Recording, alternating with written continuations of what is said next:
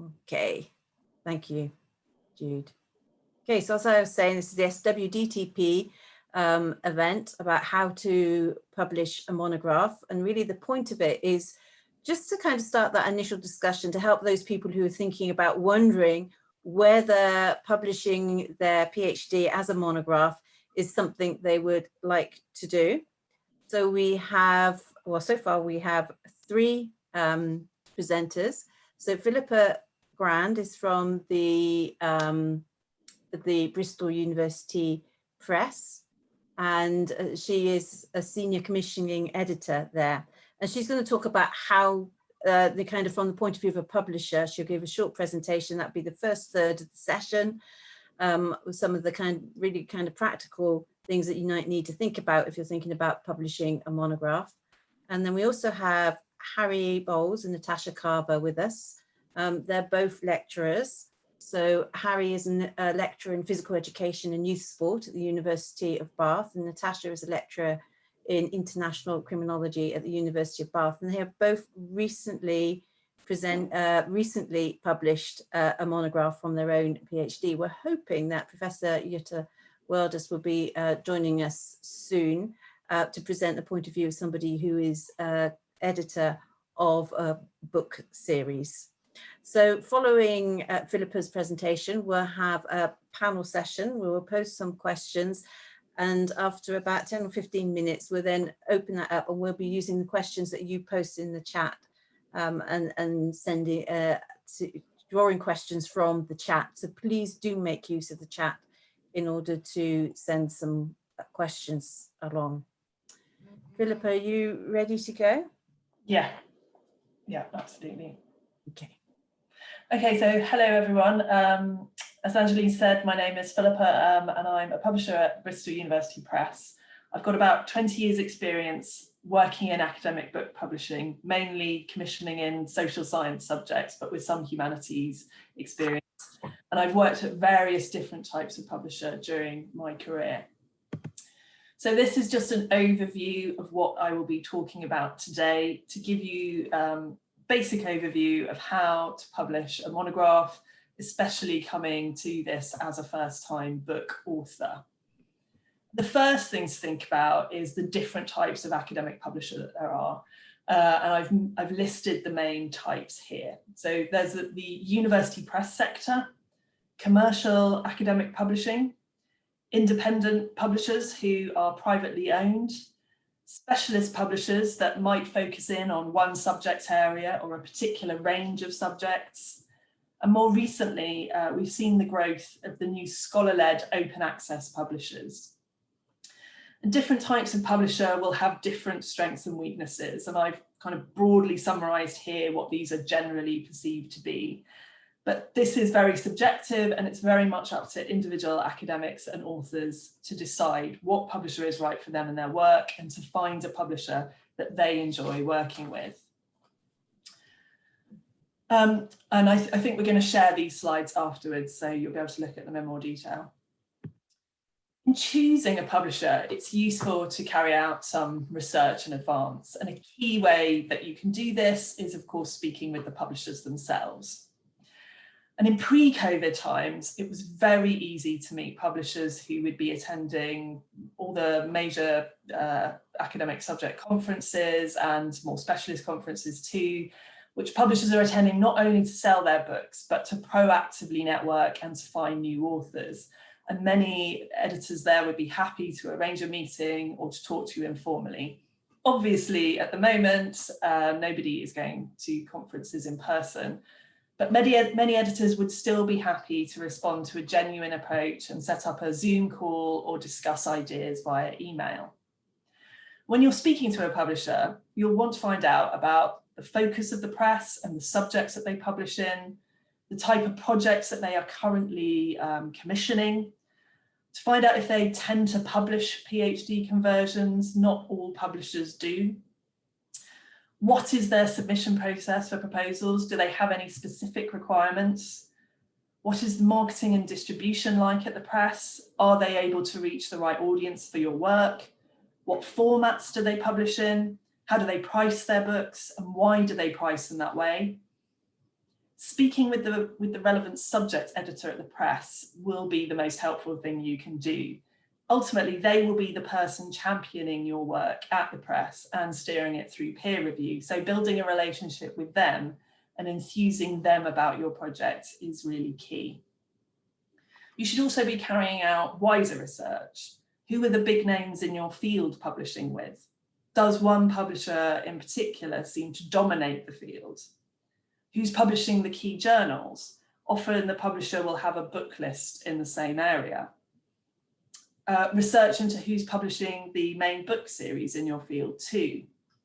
Ask around, does the press seem to have a good reputation in your field, not only for the quality of their books, but also for responsiveness, for author support, for their sales and marketing activities. And you might also want to consider, what is the ethos of the press? Do their values align with yours? There's really a wealth of information these days on publisher websites and on social media accounts that should help you carry out this kind of research. There's also a bit of an art in approaching publishers. Firstly, most publishers will prefer that first-time authors are approaching them with serious project discussions once the viva has been passed. They will want to know that your academic credentials have been established. Reputable publishers won't publish unrevised theses, and they don't find it helpful to just be sent a copy of your PhD. While it's absolutely okay to be asking advice on how to adapt your PhD for publication, just sending a copy of your thesis to an editor as your initial approach won't really get you anywhere. You should be finding out who the right subject editor is so that you can target them directly.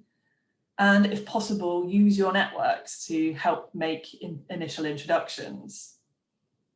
Do have the makings of a publishing strategy in mind.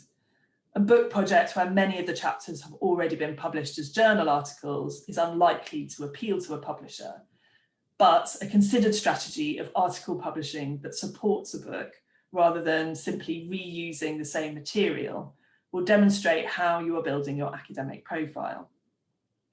You should really approach publishers one at a time.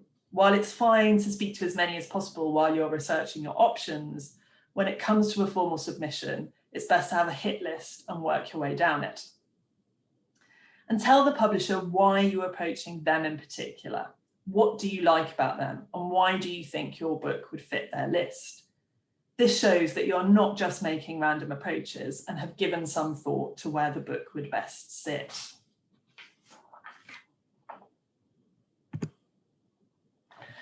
The next thing to think about is submitting a book proposal.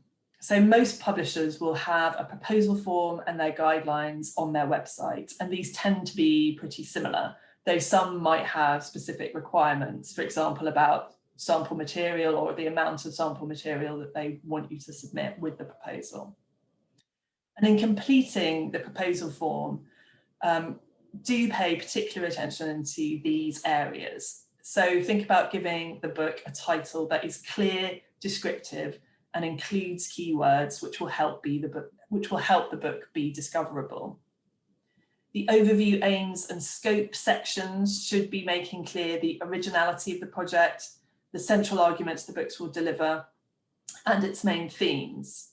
Your chapter outlines should be detailed enough to give the publisher and reviewer a clear sense of what each chapter will cover and how the argument will develop over the book. In answering sections on the market for the book, the press will want to know which subject areas the book will appeal to. And it's better to be specific here rather than making general claims to a broad readership. Will the book mainly be of interest to a UK readership, or does it have international appeal? And if so, why? In thinking about the competing titles section, the publisher will want to know, what published work does the book build on? What gap does it fill in the literature? What are the academic debates that the book speaks to? How does it advance or contribute to scholarship? It's really not helpful here to say that there's no competition. That will just be a red flag to a publisher and suggest that therefore there is no market. Do be upfront, as I mentioned before, if you plan to use material that's already published elsewhere. So this can be discussed with the publisher. You might ask to suggest reviewers too, but try to make objective suggestions on who would be best placed to provide helpful feedback, as this ultimately will benefit your work. Publishers might use these suggestions or their own networks or a mix of both. And do submit a CV too to demonstrate why you were qualified to write the book. So what makes a good proposal? It will be clearly written, well structured, and free of spelling or grammatical errors. It will avoid jargon and will be able to be understood by both academic experts and non-experts at the press, for example, sales and marketing staff, who will also be assessing the project. It won't oversell the book. It won't claim a broad general readership or make grand claims about the contribution it will make. But it won't undersell it either. It will exude a quiet confidence and back up the case it is making with evidence, be that about the market, the competition, or the contribution it will make. Overall, make sure that each section of the form is building your case step by step and developing an argument for publication throughout. It's no good, for example, proclaiming that the book is a textbook with student appeal if you aren't structuring it as a textbook or can't show any relevant courses. It's also a good idea to get some initial feedback, run your own peer review process so that any obvious issues can be ironed out before a formal submission. So what is the publisher looking for? What are they assessing when they read your proposal? Well, what they will want to know that they will be able to reach the right audience for the book and that they have the necessary routes to market. They will ultimately be weighing up the financial and reputational risk of publishing the book. And so that's partly why it's helpful if you can point to other similar books the press or others have published. It's useful to demonstrate how your project will be an asset to their programme. The publisher obviously wants to be publishing the best, most cutting edge research in the field. How will your book help them to do this? So you can really help here by making them see that your book will not be a risk, but will be a safe bet. They'll want to know that the author has the right knowledge and expertise to write the book, that the author can write well, can structure the book, and has a sensible timeline for writing the project. Of course, they will want to know that the book is of a certain academic quality, but they'll also want to see that the author is open to reviewer and publisher feedback or adapting or strengthening it. They'll want a sense that the author will be reliable and will deliver on schedule, and that they understand that it will be part of their role too to help promote the book once it's published, be that through their own networks, through social media or at conferences, or that they will be happy to write blog pieces or articles to help promote their work. I haven't really gone into I don't really have as much time as I'd like to go into the difference between a PhD and a book. But I think this table, which I've taken from the European University Institute website, on the difference between a PhD and a book is a really useful place to start. They are very much different things. And overall, I think the crucial difference is that you are no longer trying to establish your authority, you are the authority. And readers are now looking to you for answers rather than critically assessing your ability to provide those answers. So it's a shift of mindset and a change of perspective as much as anything else. Finally, I wanted to give you an overview of the publishing process from proposal to publication. So you have a sense of how it all works and hangs together. The details of this can vary from press to press, for example, the amount of peer review that's carried out, but the basic structure will be very similar from press to press. This is what we do at BUP and pretty much what other university presses would typically do. So once your proposal has been accepted by an editor, it will then be sent out for peer review. And at BUP, we will look for about 3 reviewers for each proposal that we consider. Reviewers might then suggest minor or more extensive revisions, and you will be asked to provide a response and possibly an updated proposal too. And these might also then go back to reviewers for further feedback and comments. Of course, at this stage, reviewers might not be supportive of the project, or you might receive very mixed reviews. And depending on those comments, the project might be rejected at this point, or the editor might work with you to develop it further. The project, all being well, and the review process having been carried out successfully, the project would then go forward to an internal committee made up of senior managers at the press. And also at BUP, it will go forward to our academic advisory board, which is made up of University of Bristol scholars, for a final decision. Once approved, you will be offered contract terms and agree a timeline for submission of a draft typescript. And we will always negotiate a suitable timetable with our authors around their other commitments. But ideally, the draft typescript should be aiming to be submitted within 2 years of the contract date.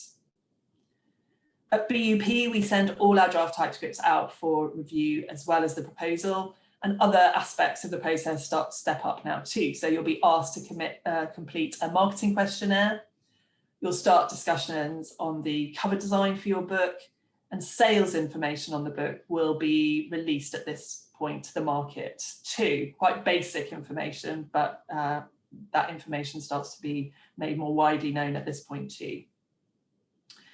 Once we have the final, once that draft review process has taken place and revisions have been made, and the final typescript is submitted, it's then handed over to our production department, where it will be copy edited, typeset and proofread, and that's when the index is also produced. Sales and marketing activity is really ramped up during this period too.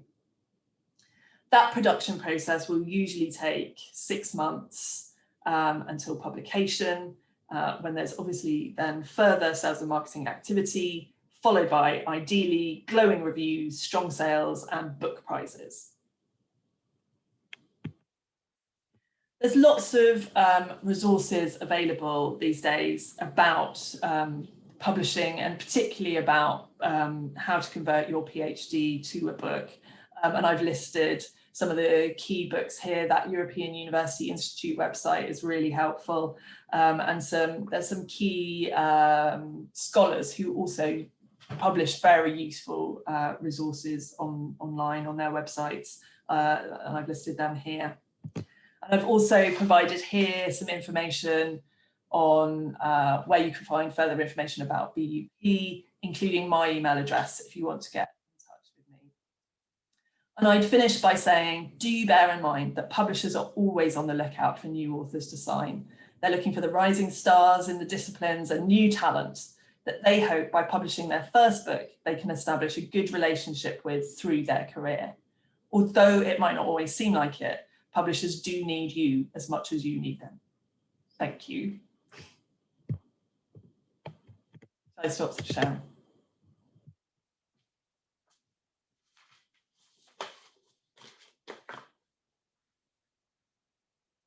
Yeah.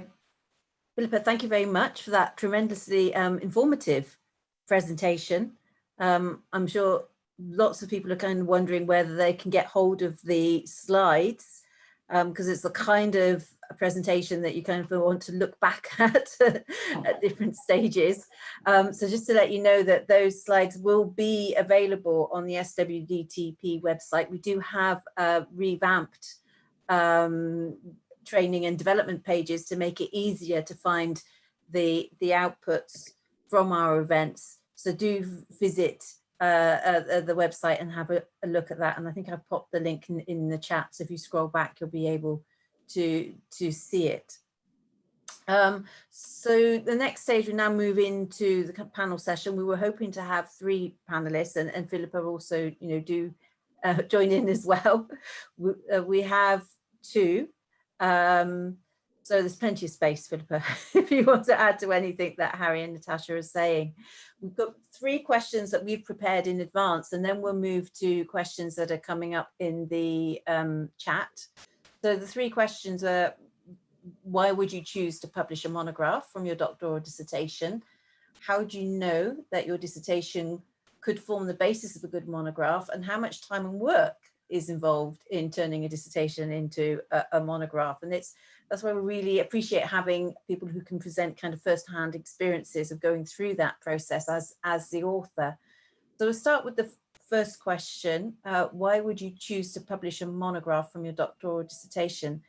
Harry, can we start with you and then move on to Natasha? Yeah, sure thing. I think the first thing to say is how helpful was Philippa's presentation. I wish I'd had something like that prior to starting out on the process. I guess this question, why publish your thesis as a monograph? Well, I think fundamentally it's an opportunity to really rethink and reconsider your work. So there's a lot of hard energy that goes into creating your thesis. And I found that at the point of submitting my thesis and vivering, I was so close to my work that I couldn't possibly think how else I could have reworked it. With a bit of time and space though, and the kind of the application through writing a proposal, it really starts that process of reconsidering and re-reflecting. So I guess in many ways there's a chance to always write the section of your thesis that you're never allowed to from your supervisor. So the monograph gives you an opportunity, a bit more authority over what you're producing. And of course, deleting the section that your supervisor always told you that you should be writing. So there's that great sense of sort of autonomy that comes with writing a monograph, or greater sense of autonomy at least. So I thought that was a really important part, that notion of reworking and rethinking some of those core elements of your original thesis. For me, it was something about maintaining the integrity of my research. So I always thought the whole was greater than some of its parts, and actually the opportunity to publish as a monograph really felt that my first original contribution could be the whole thing. So it really was my first publication for my research. And I'm really glad that I kept it that way. So looking at that in terms of, do I have enough here to say in one go, I think is a good question you may ask yourself. And if you're like me, you felt like the whole of your thesis, the whole of your research really said something more than perhaps slicing it up into individual journal articles, perhaps that's a good rationale as well. I suppose it goes without saying, I imagine writing, well, I'm not really sure, but I presume this is the case, but it is a way of distinguishing yourself from other early career researchers, and I presume it's helped me in the job market. So I think there is a really important message there in terms of writing a monograph is a means of distinguishing yourself, and I suppose evidencing the fact that you have an early potential to create this type of work, and to really deliver and publish outputs at an early stage. Linked to that then, I suppose you've got to consider universities and what university employers are looking for. Do you have work that is referable, so for the research excellence framework? And I suppose a monograph is worth it's a double contribution. So as an early career researcher, you get a job at a university, you've already got potentially a 3 to 4 star piece of work, and it's double weighted. So you're already contributing to that ref cycle, and you're contributing in a significant way. So I think that's another important consideration that monograph really helps with. Another thing you may want to think about is, does your thesis really lend itself to publishing as a monograph? Are you working within a discipline where that's the kind of done thing? Is it a tradition? And are you working with a discipline where monographs are well received and they're well read? My piece of work was in ethnography, so all the pieces of research that I was reading were all monograph length, and so it just created an inspiration of mine to or an aspiration of mine, should I say, to go on and publish it as a monograph. So have a think about what discipline you're working in and how well monographs are received within your particular field. And I guess finally, for me, I suppose it is a learning experience ultimately. It's a chance to work with publishers, it's a chance to develop your network, and ultimately build your academic skill set. So you're not the finished article after your PhD. You're still at the beginning stage of your academic career. So publishing in a monograph, working with copy editors, working with editors, having those conversations with your peers and your colleagues in the process of producing your monograph is incredibly valuable in terms of developing that skill set. So In a nutshell, there are some reasons why I suggest you think about at least considering publishing your PhDs and your theses as monograph. I'm sure Natasha has other things to add. Hi, thanks, Harry. Yeah, I just want to echo Harry's comments, say thank you to Philippa. I also wish I'd had that opportunity to have such a great presentation when I was doing my PhD. So this is a great thing that's happening today. Yeah, I just add that I think there's an emotional value as well in publishing a book. I don't know about you guys, but for me, the fact of actually getting that physical copy and seeing my book in print, you know, that's an amazing thing, and it gives you enormous pleasure in a way that publishing an article, you know, just isn't going to do. So I think there is a, you know, the very physicality of a book, you can give it to your parents and things like that, you know, is actually like, you know, it has a real emotional value to it. And from I'd add to what Harry was saying about the career things, from a career perspective, you know, there are really important things to think about. So, you know, if you're at a point where you're looking for an academic job, you're much more likely, if you've got a good thesis and you've got a good proposal, you're more likely to be able to get yourself a book contract in time, if you'd like, to apply for academic jobs, than to get a really high quality article published. And you know, that might be something you want to think about, because if you know, a really good high quality article sometimes is even better than a book ultimately in terms of ref exercises and your reputation in the field. But at that moment when you finished your PhD and you're applying for jobs, you're not going to have that in the bag to put on your CV and say to employers, look, here I am, this is me. Whereas you might be able to have a book contract, and that will really help you to get that first position. So that's something else to think about as well. I think otherwise Harry covered pretty much everything, so I won't add anything else. Can I also just say that there has, since about 2012, there's been this kind of new format, the shorts format, that many publishers now publish. So Palgrave, Cambridge, we have a version, I think Routledge also have a version. So that's a short academic book, which tends to be around 30 to 50,000 words.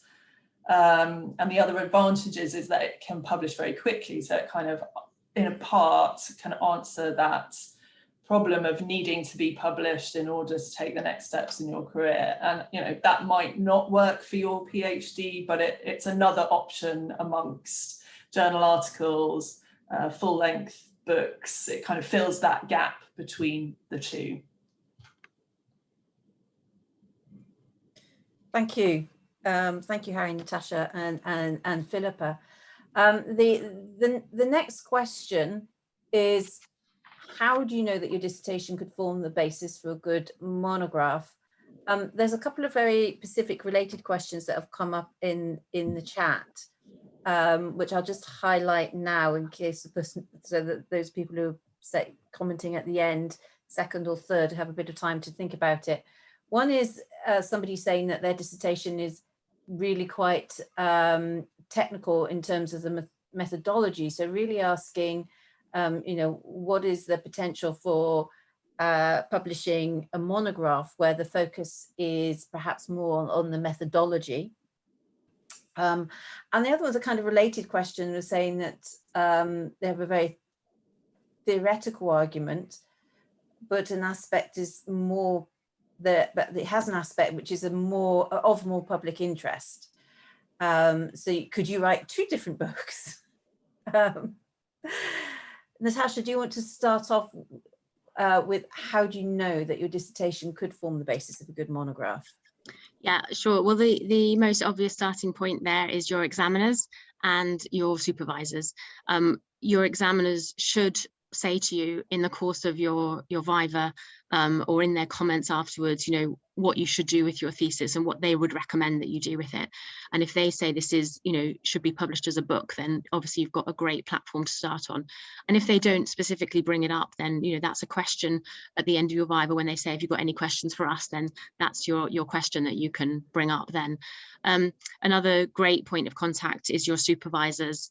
They will also, I mean, they'll know your your field, your area, your speciality really well. So they're also a really good source of people to ask, should I go for this book now, or would it be better to get 2 or 3 articles? And, many people will be in a position where they don't have a book out of their thesis, and they may have a couple of articles, and what they really need to do is do a postdoc and get some extra research, which will then form a book, combining their thesis and the postdoc together.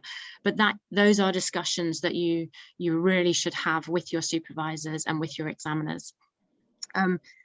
In terms of the theoretical methodological question, my book, my thesis, well, my thesis less so, but my book definitely, sort of advances a methodology. I wouldn't say it's a new methodology, but it definitely was about technicalities as much as it was about the subject matter. And that was, for me, that was a really important part of the book. So those initial conversations I had with people when they said, oh, how, when I said, how do I turn my thesis into a book? A lot of people said, well, you just, cut out the methodology, you shorten the literature review and put it all in the introduction, and then you write your kind of the rest of your findings as the main kind of argument. But for me, the methodology was such an important part. I couldn't possibly lose that. So I actually ended up making much more of the methodology, the technical side of things, so that the book became about not just about the subject matter, but also a kind of, I wouldn't say a textbook at all, but like an example of a theoretical, a method that students could then look at to replicate or to use in their work as well. So it actually has sort of 2 angles. So I wouldn't take that as a sort of negative at all. Having something to say about method and theory, that is in itself something that you can do. As to whether you should do 2 books, well, that kind of gets into the third question about the amount of work, which I think Angeline's going to ask in a minute. So I'll leave that one aside. But no, I wouldn't recommend starting out with trying to do 2 books. I think you can comfortably do both method and topic in one, hopefully. Thanks. Thank you, Natasha. Harry? Sorry, all I'd add to that is something that Philippa said earlier around what's the difference between a thesis and a monograph around authorial voice. And so again, ethnographic research that I was doing, I felt like I felt like that voice was already there reflexively in my work. And so for my thesis, I already had an existing kind of narrative arc that I felt would lend itself to a publishable monograph. So ultimately, for me, it was about, does my thesis tell a good story, brackets, research story? And I felt that was definitely the case. And as I said previously, I think I fell in line generally with the field, the traditions within the field, in order to sort of, and that kind of paved the way really for me to publish as a monograph there, or realize that what I had produced was capable of being published as a monograph. And I think that was really important for me, and that was one of the key bits of feedback I got in my Viva actually about the quality of the narrative arc that was in my thesis already existing. So I just wanted to keep refining that and developing it. In terms of the methods piece, well, I actually decided to do the other way around, strip out some of the confessional methods that was a big feature within my thesis, and thought, well, actually that in itself lends itself to a really nice full-length journal article in a journal that publishes that type of thing. So accompanying my monograph is that methodological paper that really sort of, they speak to one another quite nicely. So that was kind of more of my strategy.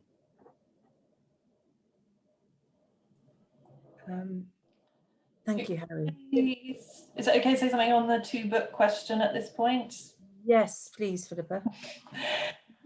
I think one mistake that's often made is that kind of one book can reach all audiences and it will speak to all audiences, and that's really hard to do. I mean, obviously you have your Thomas Pikettys that are kind of academic work that are breakout successes, and that's wonderful. But most books from a PhD will make a contribution within a research field, and and will stay within that field. I think if you want to think about, but certainly at BUP and at our sister imprint, Policy Press, we have published books based on PhD research where we've seen a wider potential, and we have worked on developing that book into something for a more general audience, actually, so a general non-fiction title. But in doing that, you're then obviously sacrificing your ability to submit the book to the ref, and it might have different implications for your career. But I think you can certainly think about, okay, well, this is my research book. This is the way I'm going to kind of repackage that for a more general readership, although that's much harder to get a book contract for and much harder to be successful at in terms of sales. And also at BP, we also publish books for policymakers and practitioners. So there could also be a way that you could then think about a book that was really targeted at those kinds of audiences too from your research. But I would also say about that practitioner and policymaker question, is actually a book the best way to go? How do policymakers or practitioners in your field of research find new knowledge? There's the academic discussion and the research discussion is really opening up, and there are lots of new formats, academic blogs or YouTube are offering spaces to communicate research in different ways. So think about, well, how actually are those practitioners finding information, and whether that's not necessarily a book that you need to publish. Thank you, Philippa. I think that's really practical advice. Not everyone who does a PhD goes on to work in academia. So some people may actually be interested in moving into a kind of consultancy type positions where you have some policy influence. So if you are in academia, then increasingly one of the things that, that is good for your career is also to show that you have impact. And is it easy with books to show what that impact is? Do you as publishers have any way of kind of tracking who's buying the book or where it's being cited or how it's being used? Yeah, we obviously have sales figures, but for academic research books, those aren't ever going to be hugely, those have to be taken within the context of the specialist type of publishing you're doing. And there at the moment there's less, so it's more about, well, what's been the impact through book reviews, or exactly how the book is being taken up. But it is much harder. We don't really have a way at the moment to track book citations in the way that we do journal citations. Some publishers do have quite whizzy alt metrics on their website, so especially those big commercial publishers can give a better sense of mentions online or book citations, but that's harder to find with books. I think we're more looking at where it's being reviewed, and sales come into it, but they're not going to be thousands and thousands. That's within a specialist market that you're publishing for. Thank you. Thanks, Philippa. Should we move on to the third question? And there has again been some related comments, quite close questions to it in the chat. This is about how much time and work realistically is one word that was used in the chat is involved when it comes to turning a dissertation into a monograph. Natasha, are you okay to start off with this one again? Yeah, sure. So the short answer to that is a lot. I can only speak from my personal experience, and I imagine people, every personal experience in doing this is slightly different. But I was told by my examiners, you have a book here, it's pretty much ready to go, so just get the proposal off and away you go. But that turned out to be a little bit of a kind of rosy sunshine setting or whatever. So even though like with Harry, I already had a narrative, I had a book sort of style thesis, there was still an enormous amount of work to do. Partly that's driven by yourself, in that you get comments back from reviewers, you never stop wanting it to be better, and with a book, even more than a thesis, you could carry on working. You could take a year, you could take 50 years. There is no end, and and as long as the process goes on, there are more and more articles and other books coming out, and therefore you kind of think, oh, I must incorporate that, and I haven't done reference that because there's new work coming out all the time, so you're constantly kind of playing catch up in a way. So, you know, in a sense, the work never ends, and there has to be a point where you just think, hold on a sec, I'm going to stop now, and this has to actually, you know, go. So there's two different things coming there. There's one, is your own sort of drive to make this the kind of the amazing book that you always wanted it to be. But there's also the fact that you're getting comments from reviewers, and often those will conflict with each other. And so you're getting, you know, conflicting advice about, you know, what to do and how to make your book better. You might decide one reviewer is better, having that comes back from the proposal, and you go with that option. And then when it goes out to the full review, you know, like the whole manuscript is reviewed, you find the reviewers selected for that say, no, what you should have done is this. And then, you know, you have to do something all over again.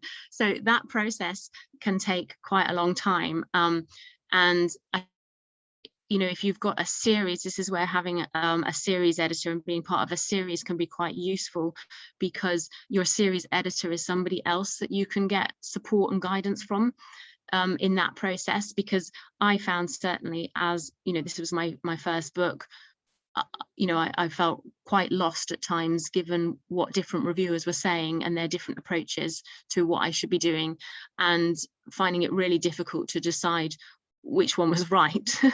And you know, those reviewers come often from different disciplines and have very different agendas, and they may think, oh, this book really speaks to my field, and therefore I just need the author to shape it a little bit more this way, and that what they're actually trying to do is get your book to be what they want it to be, rather than what you want it to be. And so you have to really hold your own against that. You know, you have to be confident in yourself and in what you're doing, and really have faith in your own project.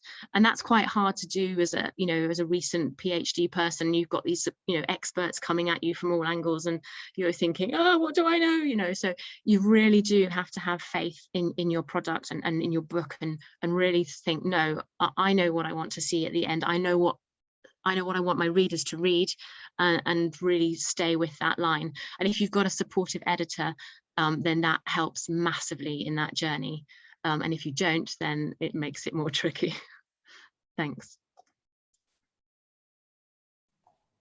Thank you, Natasha. Harry? Yeah, really great advice. I suppose ultimately it took me about 2 years from starting the conversation. I mean, but then again, if I had the 2 years where I finished my thesis and I was like, I can't look at it again. Like so if you add that into the thinking time that's involved in terms of creating your thesis into a monograph. But in terms of actually committing to the idea of publishing as a book, it was sort of 2 years in the making. So there's initial conversations with a few publishers, getting knocked back, losing a bit of confidence, going back to another one. And then finally a publisher taking an interest, and you think, gosh, it's going to happen, and you have all that excitement and momentum. But then from that point on, it is a case of going through the various steps and stages that were really nicely described by Philippa.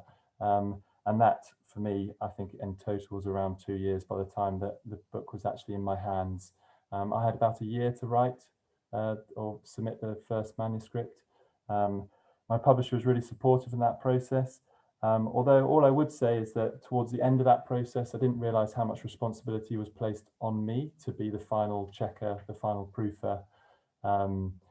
So kind of, it was almost this idea that any typos that exist in the final manuscript, that's all your fault, author.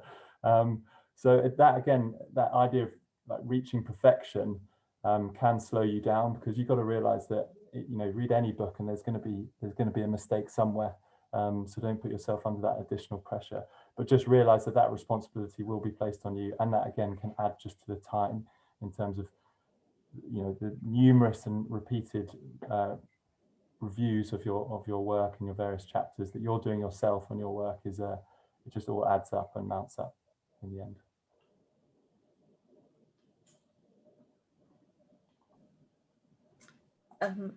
Thank you, Harry. Philippa, did you want to add anything to that? Just just briefly to pick up on what Harry was saying about the copy editing and proofreading process, and that also is something that can vary from press to press, and that particularly the commercial publishers have a very streamlined approach to that, because obviously they're trying to save money. So that is definitely one thing to ask about. I mean, obviously I'm very biased coming from the university press sector, but just to mention that. Yeah, I'll just add to that, you know, I did my own index as well, and I think that's quite common. So, and otherwise you have to pay for someone to do it. And I also had to source any pictures and get permissions for them as well. So that's all additional work, and that includes for the front cover, and that includes costs as well. So if you want to put some amazing artwork or something on your front cover, you have to cover the cost of that. So these are all things that take time, and you know, also costs. So just those are things to think about as well.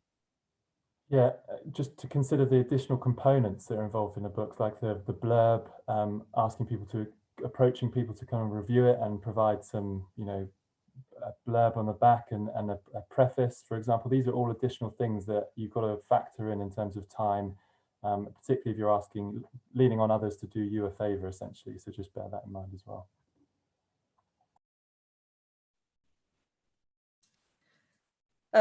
Yeah, thank you. Thank you, Natasha, Harry, and Philippa. We've got about 10 minutes left, and there's a couple of groups of questions that have come up in the comments. One definitely, I think, more for Philippa, and there's a couple of people kind of asking about publishing early in their career. So, you know, how common is it to publish a book at the early stages of their academic career, but is CV and the publication history something that publishers look at? Philippa, would you say something about that? I mean, I think it's really common now for academics to publish from their PhD as a book. And I mean, it's obviously fantastic if an author comes to us and they already have some journal publishing, or, you know, there are other ways that they're kind of demonstrating their expertise and knowledge and authority in writing this book. But I don't think you always need that. You can approach a publisher if the book is your first publication. And I think, though, I don't know if Harry and Natasha would agree, I think there are more outlets than ever, and it's easier than ever to get to publish your PhD as a book.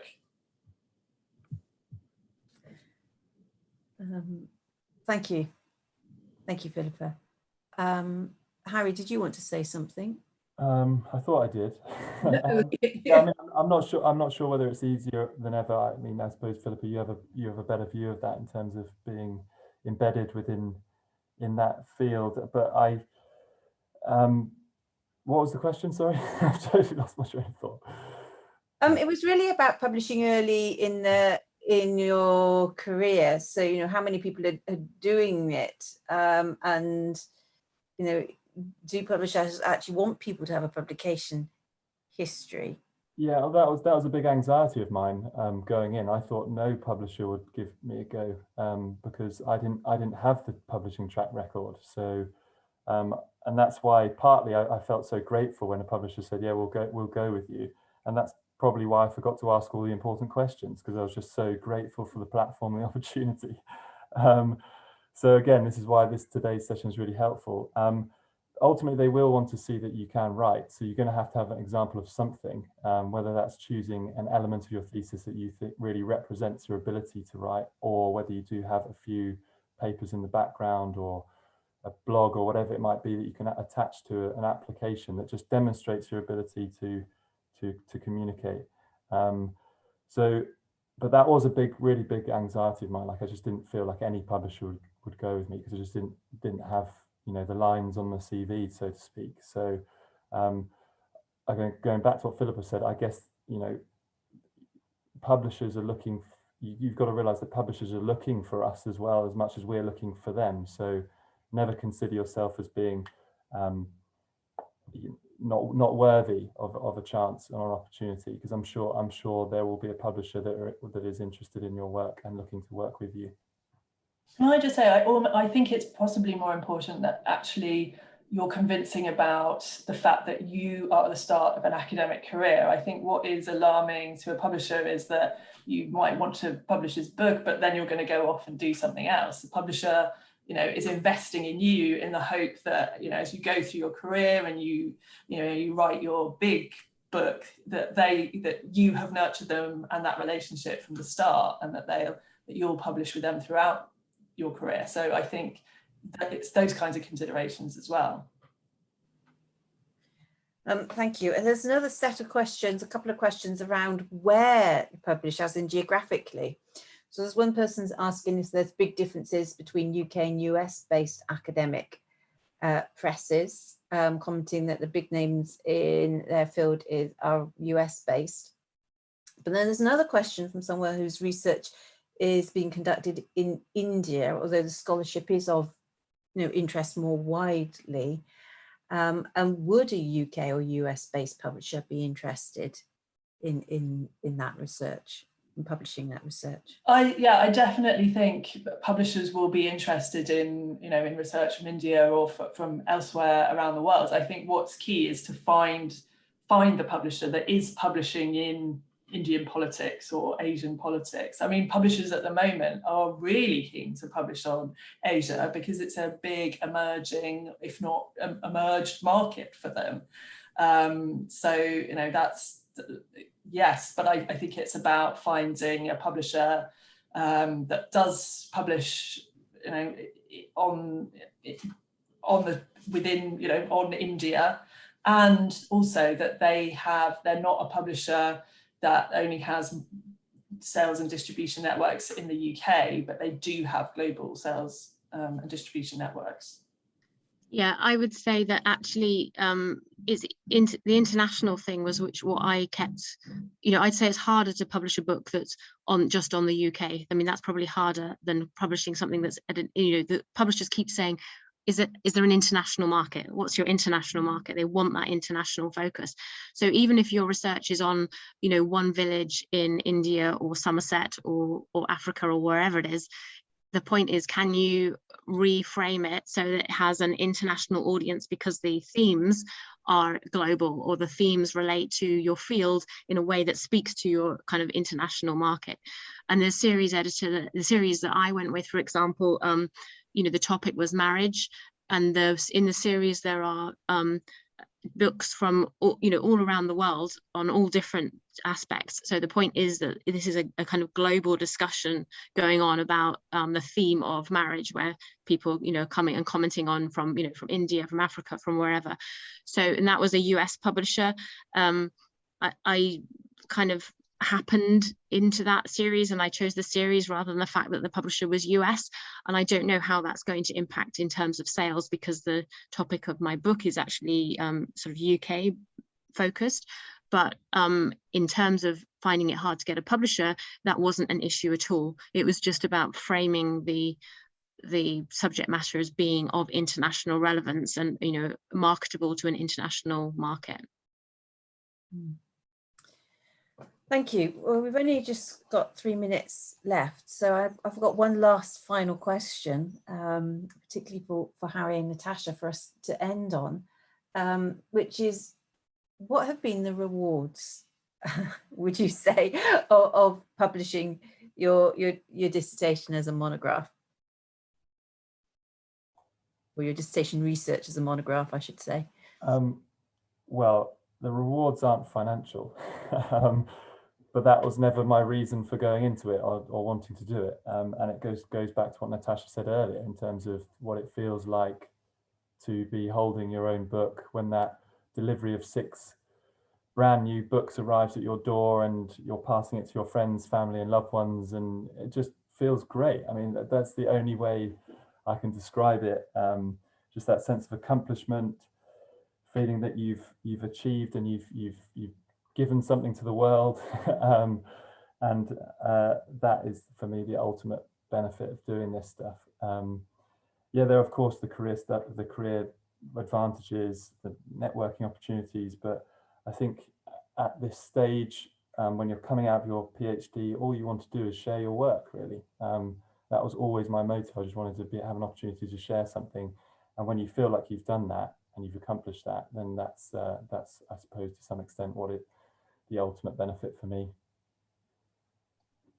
Yeah, I totally echo what Harry has said. The pleasure in having a physical book that has your name on it, it's just amazing. So that's definitely the most positive aspect. And I also think from a career perspective, it definitely got me my job. The fact that I had a contract. So those were two really important rewards. Yeah, the other thing I would just add at this stage is that it's probably really important to make sure your book is available electronically as well as physically, as right as soon as it's published, because so many people are only reading online these days. And as Harry said, part of the motivation is to show your work. You spent all this time doing something and you want it to be out there and being read, and you'll get more readers if it's available online than if it's just available in hard copy. Thank you. Thank you, Harry, Natasha, Philippa. There's plenty of kind of positive comments, lots of people saying thank you in the comments. Just to say that we will make the recording available and Philippa's slides available, and you can find those on the SWDTP website in the training and development section. And yeah, I think that's all. We're in there. Thank you, everybody. Thank you. I just have some thanks for Jude Hill, who's helped to kind of organise all of this and bring us together today as well.